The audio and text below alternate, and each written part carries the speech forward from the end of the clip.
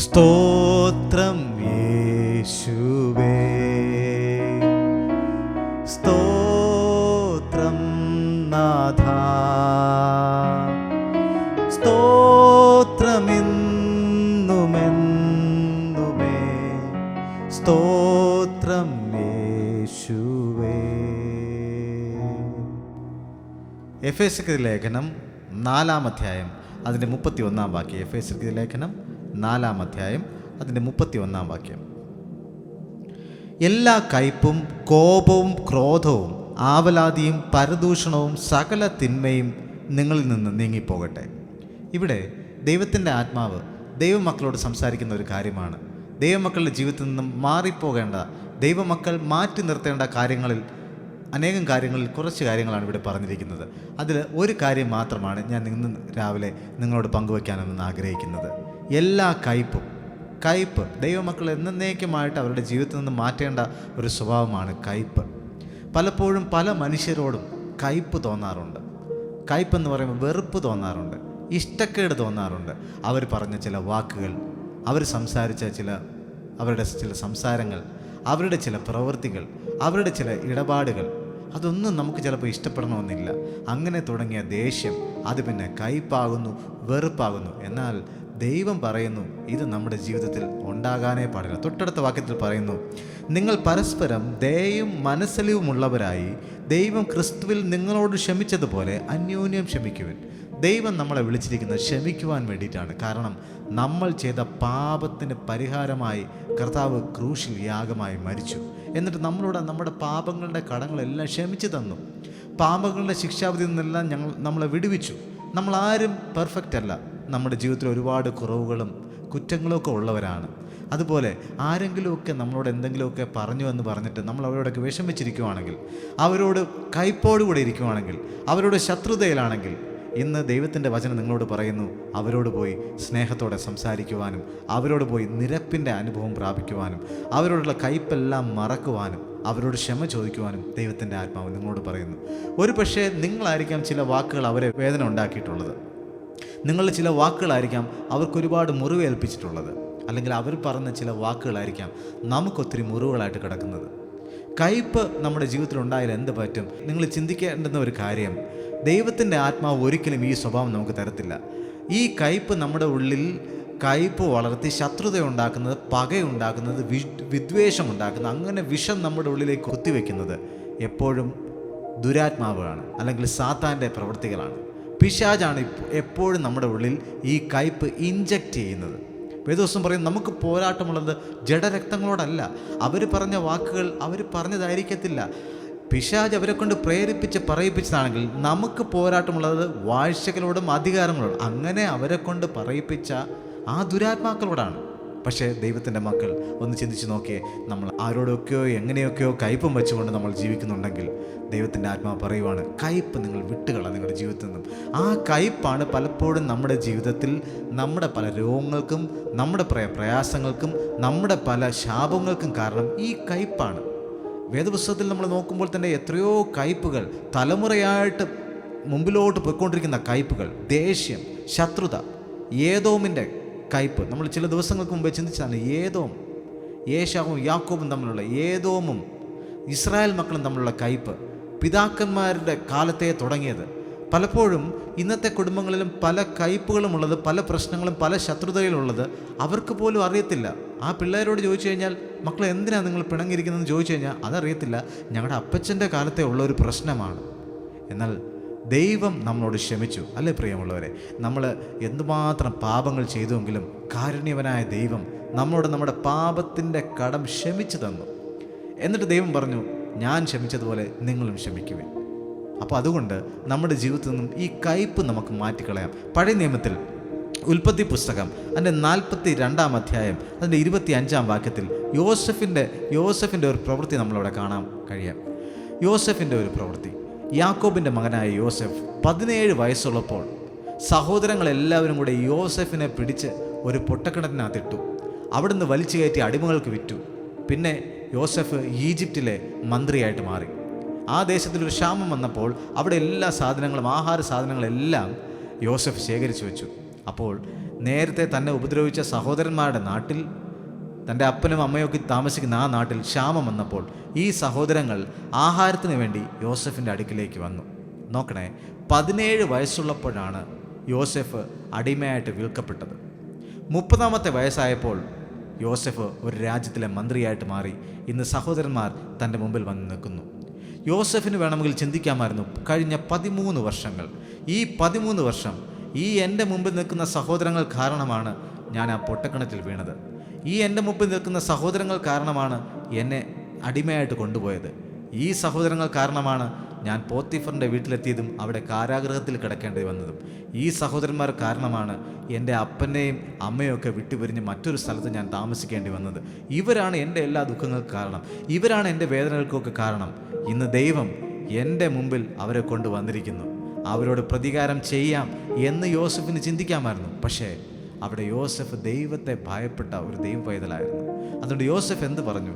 യോസഫ് പറയുന്ന ഒരു കാര്യമുണ്ട്. ഉൽപ്പത്തി 42:25 പറഞ്ഞിരിക്കുന്നു, അവരുടെ ചാക്കിൽ ധാന്യം നിറയ്ക്കുവാനും അവരുടെ പണം അവനവൻ്റെ ചാക്കിൽ തിരികെ വയ്ക്കുവാനും വഴിയാത്രയ്ക്ക് വേണ്ട ആഹാരം അവർക്ക് കൊടുക്കുവാനും യോസഫ് കൽപ്പിച്ചു. അങ്ങനെ തന്നെ അവർക്ക് ചെയ്തു കൊടുത്തു. നോക്കണേ, യോസഫ് അല്ല ഈ ബന്ധങ്ങളെ വഷളാക്കിയത്. യോസഫ് അല്ല ഇവിടെ പ്രശ്നങ്ങൾ ഉണ്ടാക്കിയത്. യോസഫിന് വേണമെങ്കിൽ ചിന്തിക്കാമായിരുന്നു, ഞാൻ എന്തിനാണ് അവരോട് മിണ്ടേണ്ടത്, ഞാൻ എന്തിനാണ് അവരോട് ക്ഷമിക്കേണ്ടത്, അവർ വേണമെങ്കിൽ വന്ന് ഇങ്ങോട്ട് സംസാരിക്കട്ടെ എന്ന് ചിന്തിക്കാമായിരുന്നു. പക്ഷേ യോസഫ് അവർക്ക് ആവശ്യമായ എല്ലാ സഹായങ്ങളും ചെയ്തു കൊടുത്തു. പ്രിയമുള്ളവരെ, നമ്മുടെ ജീവിതത്തിലും യോസഫിനെ പോലെ ബന്ധങ്ങളെ പുനഃസ്ഥാപിക്കുന്നവരായിട്ട് നമുക്ക് മാറാം. അതാണ് ദൈവത്തിന് ഏറ്റവും ഇഷ്ടപ്പെട്ട ഒരു സ്വഭാവം എന്ന് പറയുന്നത്. നമ്മുടെ ജീവിതത്തിൽ നമ്മുടെ മനസ്സിൽ ആരോടൊക്കെയുള്ള കയ്പ്, ശത്രുത, വെറുപ്പ് അതൊക്കെ ഇരിക്കുന്നുണ്ടെങ്കിൽ അതെല്ലാം നമുക്ക് വിട്ടുകളയാം. ഇനിയുള്ള ദിവസങ്ങൾ നമ്മുടെ ജീവിതത്തിൽ പിണക്കങ്ങളൊക്കെ, ശത്രുതയൊക്കെ മാറുന്ന നമ്മുടെ അയൽവാസികളോടും നമ്മുടെ കൂട്ടുകാരോടും നമ്മുടെ സ്നേഹിതരോടും നമ്മുടെ ബന്ധുക്കളോടും നമ്മുടെ കൂട്ടായ്മകളിലുള്ളവരോടും നമ്മുടെ ചർച്ചിലുള്ളവരോടും ഒക്കെയും ആരോടൊക്കെയോ നിങ്ങൾക്ക് എന്നൊക്കെയോ സംസാരിച്ച ചില വാക്കുകൾ കാരണമുള്ള ശത്രുത ഇന്നും ഇരിപ്പുണ്ടെങ്കിൽ അതെല്ലാം മറന്ന് നമുക്ക് ക്ഷമയിലേക്ക് തിരിയാം. കയ്പ് നമ്മുടെ ജീവിതത്തിൽ നിന്ന് മാറിപ്പോട്ടെ. ദൈവത്തിൻ്റെ സ്നേഹം നമ്മുടെ ഉള്ളിലേക്ക് വരട്ടെ. അതുകൊണ്ട് കയ്പ് ദൈവത്തിന് ഒട്ടും ഇഷ്ടമല്ലാത്ത ഒരു കാര്യമാണ്. ദൈവമക്കൾ ക്ഷമിക്കുന്നവരായിരിക്കും. കാരണം ദൈവം ക്ഷമിച്ചതുകൊണ്ട് നമ്മളും ക്ഷമിക്കുന്നവരായിരിക്കും എന്ന് ദൈവത്തിൻ്റെ വചനം പറയുന്നു. എല്ലാ കയ്പും നമ്മുടെ ജീവിതത്തിൽ നിന്നും മാറിപ്പോട്ടെ.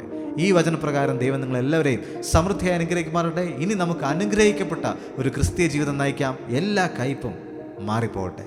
ആമേൻ.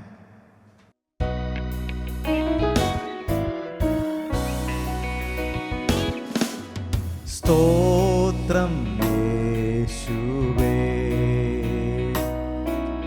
സ്തോത്രം നാഥാ, സ്തോത്രമെന്നുമെന്നുമേ, സ്തോത്രം യേശുവേ. കരുതിയിടുന്നു കരുണാമയൻ, കരകാണ കടലിതിൽ കൺമണി പോൽ കരുതിയിടുന്നു കരുണാമയൻ, കരകാണ കടലിതിൽ കൺമണി പോൽ. ഒരു നാളിലും പിരിയാതവൻ അരികെയുണ്ടാശ്വാസദായകനാ. ഒരു നാളിലും പിരിയാതവൻ അരികെയുണ്ടാശ്വാസദായകനാ. സ്തോത്രം യേശുവേ, സ്തോത്രം നാഥാ, സ്തോത്രമെന്നുമെന്നുമേ, സ്തോത്രം യേശുവേ. പരിഹാസങ്ങൾ, പീഡനങ്ങൾ നിന്മക്കൾക്കേറെയുണ്ടീ ഉലകിൽ.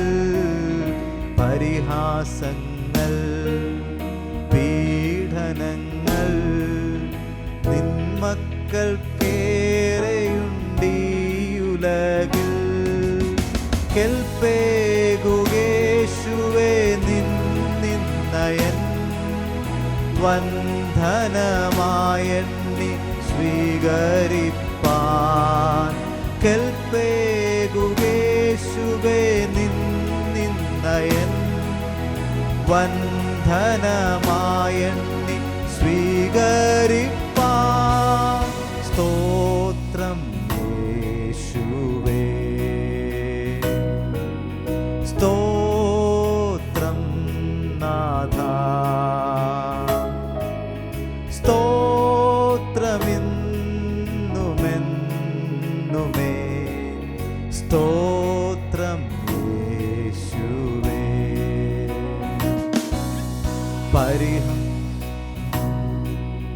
നശ്വരമാകുമീ ലോകമിതിൽ ആശ വെച്ചിയേഴ ഓടരുതേ. നശ്വരമാകുമീ ലോകമിതിൽ ആശ വെച്ചിയേഴ ഓടരുതേ.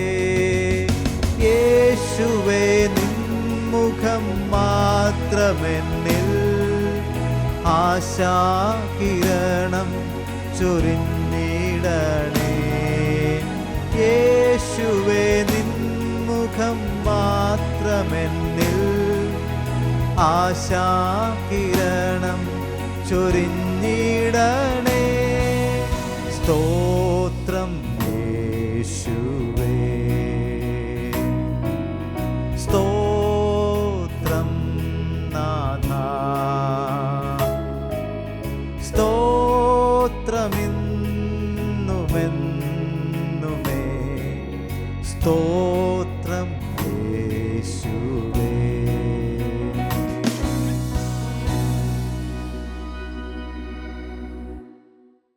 പ്രാർത്ഥിക്കാം. കർത്താവേ, സ്വർഗീയ പിതാവേ, അനുഗ്രഹിക്കപ്പെട്ടൊരു ദിവസം കൂടെ കാണുവാൻ ഞങ്ങളങ്ങ് സഹായിച്ചുവല്ലോ, അതിനായി സ്തോത്രം. ദൈവമേന്ന് ദൈവത്തിൻ്റെ വചനത്തിലൂടെ ഞങ്ങളോട് പറഞ്ഞുവല്ലോ, ഞങ്ങളുടെ ജീവിതത്തിൽ നിന്നും എല്ലാ കയ്പും മാറി ദയയും മനസ്സലിവുമുള്ളവരായി കർത്താവ് ഞങ്ങളോട് ക്ഷമിച്ചതുപോലെ മറ്റുള്ളവരോട് ക്ഷമിക്കുവാൻ ദൈവത്തിൻ്റെ ആത്മാവിലൂടെ, പരിശുദ്ധാത്മാവിലൂടെ ഞങ്ങളോടങ്ങ് പറഞ്ഞുവല്ലോ, അതിനായി സ്തോത്രം.